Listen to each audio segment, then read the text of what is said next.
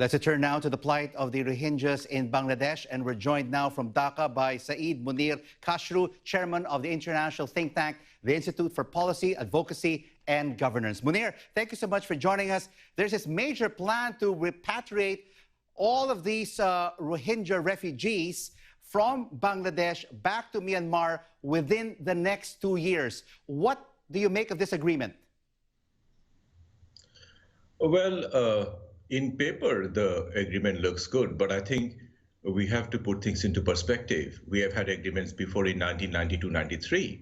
And if you ask me, I'll be very frank. I mean, Myanmar has been playing this cat and mouse game for last 2-3 decades. So we have seen agreements, but 2-3 key elements are very vital. One is the safety issue. You know how these people have fled their country under a very dire situation. So question is, unless these people feel safe, you cannot force these people back. The 1951 UN Convention on Refugee makes it absolutely clear they have to return voluntarily. And I don't see that coming very enthusiastically unless there is some clear situation in the ground. We should give confidence to the refugees to go back.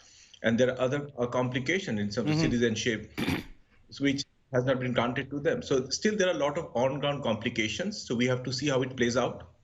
A lot of complications, Munir, and also a lot of distrust of the Myanmar government by the refugees. Well, I'll make it very simple. Imagine yourself being a Rohingya young woman who has seen the husband being brutally killed, who has seen the baby being snatched away, thrown into fire, who has seen the village being burned. What would have been our perspective about the government? So yes, there is a lot of credibility trust gap, and the entity which has created these, that the Myanmar government and the army, it's their responsibility. And so far we haven't seen anything concrete in the ground to tell us that they have corrected whatever they have done. So if you ask me, I'm not very sure they genuinely want to take these people back.